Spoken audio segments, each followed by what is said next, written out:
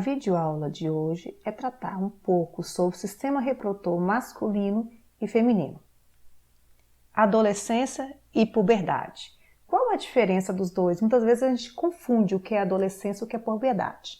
A adolescência é a fase de transição entre a infância e a vida adulta. Neste período, ele está deixando de ser criança e indo para a fase adulta. E é marcado por transformações do corpo, e isso, as transformações corporais, é devido a ações de hormônios que estão surgindo e mudanças de comportamentos. Então, por isso é comum ver adolescente ter aquelas alterações de humor, de comportamento.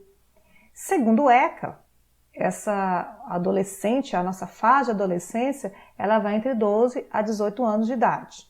Mas, dependendo da sociedade, tem culturas que vão determinar outra fase, outro período de idade. Puberdade. Quando eu falo de puberdade, ela é apenas transformação física e biológica, ela não está incluída as transformações comportamentais. Então, na verdade, a puberdade ela é uma fase dentro da adolescência. Então, na adolescência, o indivíduo passa pela puberdade, que seriam as transformações do corpo e também de comportamento. Aqui eu coloquei algumas transformações que acontecem no homem e na mulher. E aí nós podemos falar um pouco dos chamados caracteres sexuais. O que são caracteres sexuais? Aquilo que vai distinguir o homem da mulher. Esses caracteres sexuais podem ser os primários, aqueles que são o órgão genital propriamente. Esses caracteres sexuais primários é quando a criança nasce, a gente distingue o que é homem e o que é mulher por esse caractere primário. Posteriormente, na adolescência, é que vai surgir as transformações corporais. A partir daquele momento que essas transformações corporais surgirem, nós vamos distinguir o homem com a mulher com outras características. No caso da mulher, a presença do seio aumentado, do quadril que vai se formar. O homem, a alteração da voz, que fica mais grossa. O aparecimento de barba, de bigode no rosto. E também outras características comuns, tanto no homem quanto da mulher, que é o chamado estirão, crescimento, e temos a axila, a presença de pelos nas axilas no corpo e odores que vão ficar mais intensificados devido às ações desses hormônios. Aqui temos a imagem de um gambeta masculino, que é o espermatozoide. Ele apresenta o que nós chamamos de cabeça e um flagelo. Para que essa cauda, esse flagelo? Porque tem que se deslocar. Ele vai ter que encontrar com o óvulo. Então, ele tem que ter esse flagelo para permitir se deslocar dele, esse caminho que ele vai percorrer. Sistema reprodutor masculino. Ele é formado pelo testículo. O testículo, ele produz espermatozoide e a testosterona, que é o hormônio masculino. Esse testículo, ele fica dentro de uma bolsa, que a gente chama de bolsa escrotal. A função da bolsa escrotal, ela é para manter a temperatura do espermatozoide.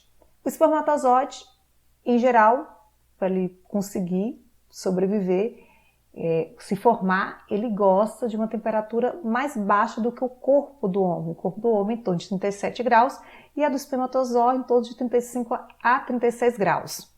Quando está mais quente, essa bolsa escrotal ela desce. Quando está mais frio, essa bolsa sobe. Então, a função da bolsa escrotal é para regular essa temperatura, para deixar uma temperatura ótima para manter os espermatozoides. O epidídimo, ele amadurece o espermatozoide. Então, quem está produzindo é o testículo, ele vai produzir. E o amadurecimento, que é a formação daquele flagelo, será no epidídimo. Então, o epidídimo ele vai amadurecer os espermatozoides. Canais deferentes. Esse canal deferente, aqui nós já dá para a gente só rever o que a gente falamos antes. Aqui está o testículo, aqui está o epidídimo. Canal deferente é esse canal que sai do epidídimo até a uretra. Nós temos as glândulas chamadas anexas, acessórias. Essa glândula é a próstata e a vesícula seminal. O que é vesícula seminal? Ela vai produzir nutrientes para o espermatozoide se alimentar. Lembrando que eu falei com você, ele tem um flagelo, vai fazer uma grande jornada até o óvulo, então vai ter que ter nutrientes, açúcar, nutrientes para poder fazer essa jornada. Então, tem nutrientes para eles vindo da vesícula seminal. A próstata ela tem uma substância que vai neutralizar o pH tanto da uretra quanto também da vagina da mulher, que é extremamente ácida e que pode matá-los. Então, a função da próstata é produzir uma substância que vai neutralizar essa acidez. E a uretra é esse canal que vai passar o sêmen para o meio externo. Esse canal também, que a gente pergunta muitas das vezes, qual é a estrutura comum ao sistema reprodutor e o sistema excretor? É a uretra, porque ela tem essas duas funções, tanto de liberar o sêmen, quanto também de eliminar a urina. Lembrando que não sai os dois ao mesmo tempo, um ou o outro. Gameta feminino. Essa imagem eu coloquei para vocês, se vocês conseguirem verem a dimensão do tamanho do gameta feminino e do masculino. O gameta feminino ele é bem maior, é visível a olho nu, a gente consegue visualizar por que ele é maior. Porque, na verdade, a partir do momento que o espermatozoide deixa o seu material genético, lembrando que o espermatozoide não entra por inteiro, ele só entra aqui e manda seu material genético para o óvulo, esse óvulo ele vai começar a se dividir. E ele vai demorar um pouco, de 8 a 10 dias, até conseguir se fixar no útero. E durante esse período ele vai ter que estar alimentando-se. Então, esse óvulo tem uma reserva nutritiva até ele conseguir captar os nutrientes da mãe. Sistema reprodutor feminino. Ele é formado por gônadas, que chamamos de ovários, são os 2 ovários. Essas gônadas produzem estrogênio e a progesterona, que são hormônios femininos. É nessas gônadas também que vão produzir o óvulo. As tubas uterinas é um tubo que liga o ovário ao útero. Esse tubo ele é revestido por células ciliadas. Lembra que eu acabei falando com vocês que o óvulo, depois que ele é fecundado, ele tem que percorrer esse percurso até chegar ao útero. Esses cílios, que seriam, na verdade, pelinhos muito pequenos, vão ajudar esse óvulo a deslocar até o útero. E o útero é um órgão oco, rico em vasos sanguíneos, né? Ele vai estar rico em vaso sanguíneo para poder receber esse embrião. Esse embrião vai ter que se fixar no útero. Alguns raríssimos casos, o embrião pode, com erro, fixar na tuba uterina, e nesse caso uma gravidez de alto risco, e tem que se retirar na gravidez tubária a tuba uterina da mãe. Menstruação. O que é menstruação? Primeiro, a menstruação é uma preparação do corpo da mãe para uma possível gravidez. Então, a mulher se prepara mensalmente para uma possível gravidez e enriquece seu corpo de sangue, e esse sangue vai ser o alimento da criança que vai se fixar no útero. E quando a fecundação não acontece, a menstruação ocorre. Então, qual é o início de um ciclo menstrual? Ela se inicia no primeiro dia que você está menstruando, você iniciou um novo ciclo e termina na próxima menstruação sua. Então, esse é seu ciclo. Em geral, um ciclo desse dura de 28 a 32 dias. Algumas mulheres são regulares, conseguem menstruar no período certinho, todo mês em 28 dias menstruam, em 30, em 32. Mas tem mulheres que não são regulares. O que é importante é que a mulher deve estar menstruando em torno desse período até 35, 32 dias. Se ela ultrapassar 60 dias, 70 dias não está menstruando, é recomendável ela procurar ajuda médica para saber o que está acontecendo, porque menstruar é sinônimo de saúde. Se a mulher não está menstruando todo mês, pode ser um sinal que tem algo errado, e é bom ela procurar uma ajuda médica para tentar saber se ela tem um problema hormonal, se ela está com anemia. Até a própria anemia pode ser uma causa da não menstruação. E também da gravidez é uma das que a gente fala que cessa a menstruação. Então nós temos aqui a presença de hormônios, o LH, o FSH, estrogênio e a progesterona são os hormônios que vão estar atuando durante o ciclo menstrual. O que vocês podem perceber é que na hora que a mulher menstrua, esses hormônios estão todos lá embaixo. Aí tem a chamada TPM. Por que a mulher tem essa TPM? Olha os hormônios como é que elas estão lá embaixo. Então realmente existe a TPM, um descontrole emocional que a mulher tem, porque seus hormônios desceram, abaixaram muito. Se essa TPM das meninas, uma das meninas tiver uma TPM muito forte, pode procurar ajuda médica, a medicação que alivia esse desconforto, de dores que tem, dessa mudança de comportamento, sabe? Fica muito nervosa ou chora muito. Então, existe medicação para isso. Após a menstruação, a gente começa a ver o aumento agora dos hormônios. Os hormônios estão aumentando, eles estão atuando tanto aqui no ovário, para produzir, amadurecer o óvulo, quanto também no útero, para enriquecer de vasos sanguíneos. Quando vocês começam a ver o pico desse hormônio, estrogênio e progesterona estão aumentando bastante, nesse momento acontece a ovulação. O que é a ovulação? A liberação do óvulo. O óvulo está maduro, ele sai do ovário. Isso é um ponto importante, porque a mulher não é todo momento que ela está no período fértil, ela tem o período fértil. Ela tem um momento que ela está fértil. E ela vai estar fértil no momento em que esse óvulo ele é liberado. Nesse momento que o óvulo é liberado, se ela tiver relação nesse período, ela vai engravidar. Caso não haja relação, nós vamos ter uma diminuição posterior dos hormônios e aqui vai ter um sinal mandando o corpo descamar essa camada que foi criada, que é uma camada de endométrio rica em vaso sanguíneo. Caso aconteça a fecundação, essa camada não vai ver essa descamação, esses vasos vão se enriquecer mais de sangue e vai ter o desenvolvimento do bebezinho. Tem um ditado popular que fala que a menstruação é o útero que chora de um bebê que não veio. Climatério. Por volta dos 50 anos, nós vamos ter alterações hormonais, que vai interferir no ciclo menstrual, deixando ele mais espaçado. A mulher vai começar a menstruar, mas com menstruações cada vez mais espaçadas. Lembrando que o climatério ele não é uma doença, ele faz parte da vida da mulher, ela vai passar por isso e não é uma doença. Lógico que há causa desconforto, porque nós vamos ter alterações hormonais, e a mulher pode se procurar a reposição hormonal ou ajuda médica para passar por esse período. A menopausa já seria o fim. Nesse período de menopausa, ela ficaria em torno já de 1 ano a 2 anos sem menstruar, para dar-se o fim, dizendo que nesse momento, depois de 1 ano a 2 anos, realmente o ciclo dela foi interrompido. Fecundação. E se acontecer a fecundação? E se a mulher ovulou e o espermatozoide conseguiu entrar? Aí nós vamos ter, neste caso, a gravidez. E como que seria a gravidez? Como que seria esse período? Então, nós vamos passar primeiro pelo processo de fecundação, que é encontro do óvulo com o espermatozoide, lembrando que apenas um espermatozoide entra no óvulo, não são todos, apenas um.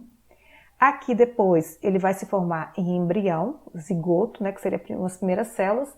Esse zigoto ele vai se dividindo até encontrar aqui essa região aonde que ele vai se fixar. Nesse momento que ele se fixa, nós chamamos de nidação. O que é nidação? Fixação do embrião no útero, nessa parte do endométrio. Quando ocorre essa fixação, nós vamos ter aumento de hormônio, que um desses hormônios é o HCG, que significa gonotrofina coroniana humana.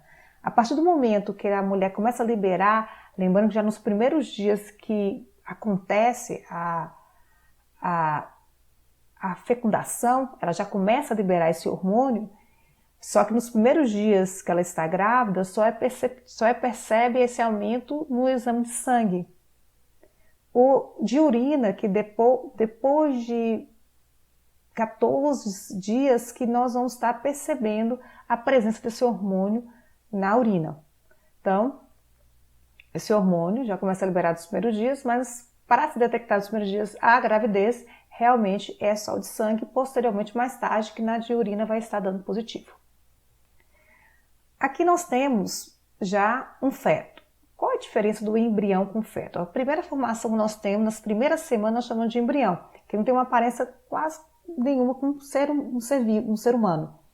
Já o feto já tem aquela aparência de um ser humano e já vão apresentar os primeiros órgãos. Então aqui já é possível a gente ver a cabeça, os bracinhos, as perninhas. Já com 8 semanas de gestação, que seria no segundo mês de gestação, ele já vai apresentar essas características humanas perceptíveis.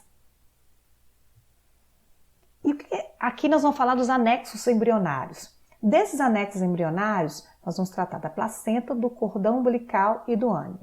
A placenta é esse envoltório que vive em torno da criança, uma bolsa. A função dessa bolsa é de alimentar a criança. Então, quem é que dá os alimentos para a criança? A placenta. Ela que vai alimentar. Muita gente fala assim, o cordão umbilical. Não. A placenta que seleciona, a placenta que recebe esse alimento e ela, através do cordão umbilical, ela envia até o bebê. Mas quem está selecionando é a placenta. A placenta também produz hormônios. Ela é importante como produtora de hormônio.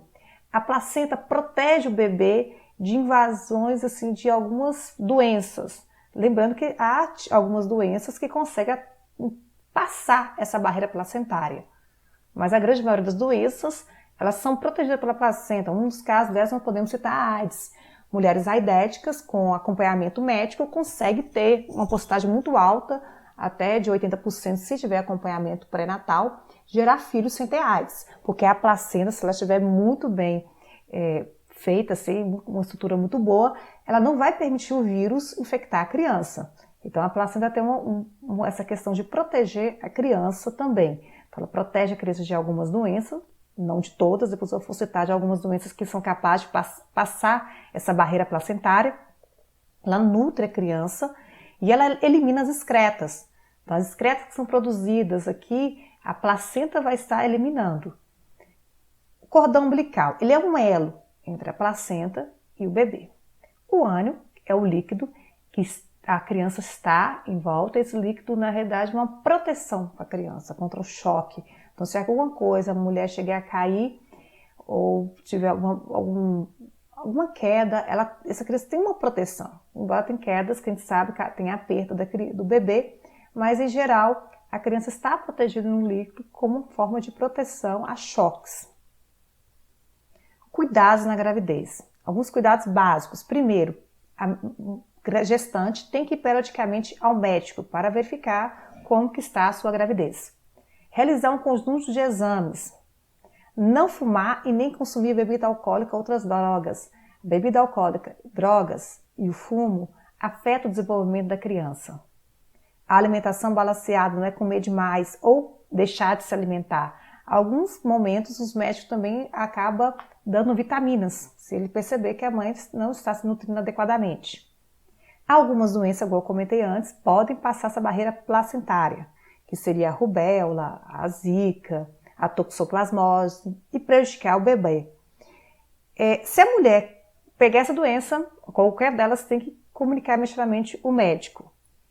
E se a mulher quer engravidar, já tem um planejamento, o ideal seria, antes de engravidar, ela fazer uma bateria de exames, que, por exemplo, a rubéola, tem vacina para a rubéola, mas ela tem que vacinar antes de engravidar.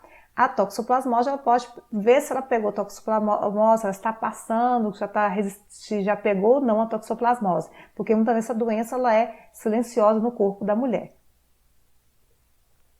A amamentação, ela é benéfica tanto para a criança quanto para a mãe. Muitas vezes a gente só fala do benefício da amamentação para a criança, que todo mundo já sabe que a criança recebe imunidade, e essa imunidade é importante, mas para a mãe pouco é citado. No momento que a mãe amamenta, além de estreitar o elo da mãe com a criança, há dados que comentam que ela diminui bastante o índice de câncer de mama. Além de diminuir o índice de câncer de mama, ao estar amamentando, ela está ajudando a tirar o resto de parto que ficou no útero, a reduzir o útero, ajudar o útero a voltar ao seu tamanho normal. Então, a amamentação ela é boa para a mãe e para a criança. Até a próxima videoaula.